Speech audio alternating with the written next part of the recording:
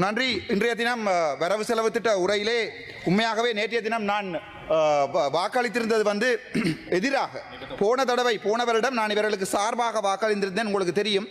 ஆனால் இந்த தடவை நான் எதிராக வாக்களித்தேன். அதுக்கு முக்கியமான காரணங்கள் என்னென்றால், நீங்கள் சொன்ன மாபெரும் பொய்கள், இதுவரை காலமுமே நீங்கள் மாபெரும் சொன்ன பொய்கள். முக்கியமான பிரச்சனை, எங்களுடைய அரசியல் கைதிகளை விடுவிப்பீர்கள் என்று சொன்னீர்கள். நீங்களும் ஒரு போராட்ட குழு, எங்கோ எங்களுடைய அரசியல் பிடிஏ எடுப்போம் என்று சொன்னீர்கள்.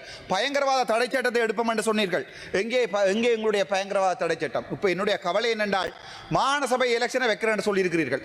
மாகாண சபைக்கு இப்போது ஒரு மிகப்பெரிய போட்டி இருக்கிறது. ராமநாதன் அர்ச்சுனாக்கு எதிராக, ஒரு தனி மனிதனுக்கு எதிராக மிகப்பெரிய அரசாங்கங்கள், முன்னாள் அரசாங்கங்கள் மாபெரும் போராட்டங்களை ஆரம்பித்திருக்கிறது.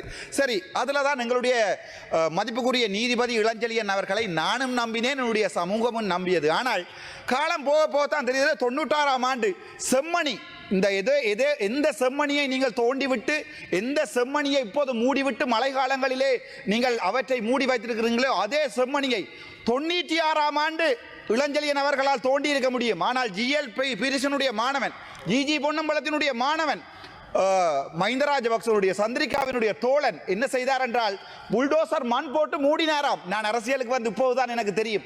மிகப்பெரிய கவலையோடு நான் அந்த விடயத்தை உங்களுக்கு சொல்லுகிறேன். அதைவிட வடக்கு மாகாணத்திலே வேலையில்லா பட்டதாரிகள் இருக்கிறார்கள். 1 2 இல்லை, 3000 5000 வேலையில்லா பட்டதாரிகள். நானும் ஒரு பட்டதாரி, எனக்கு அந்த வேலை தெரியும். நீங்கள் என்ன வேலை இல்லாமல் பண்ணினீங்க? ஆனால் நான் இன்று பாராளுமன்றத்தில் நிற்கிறேன்.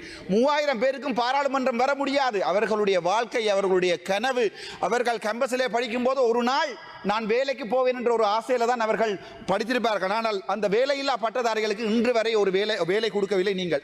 மீனவர் பிரச்சனை, வடக்கு மாநிலத்தின் மீனவர் பிரச்சனை நான் சொல்லவே தேவையில்லை. இங்கே இருப்பவர்களுடைய வேலைகள், மீன்பிடி சம்பந்தமாக வடக்கு மாநிலத்திலே நீங்கள் அனுப்பி வைத்திருப்பவர்களுடைய வேலைகள் 10 கிலோ வேண்டுவது, 5 கிலோ வேண்டுவது, 2 கிலோ வேண்டுவது, காருக்கு வை என்பது, இவ்வளவு கேவலமான வேலைகளை செய்கிறார் என்றே நீங்கள் நன்றாக தெரியும்.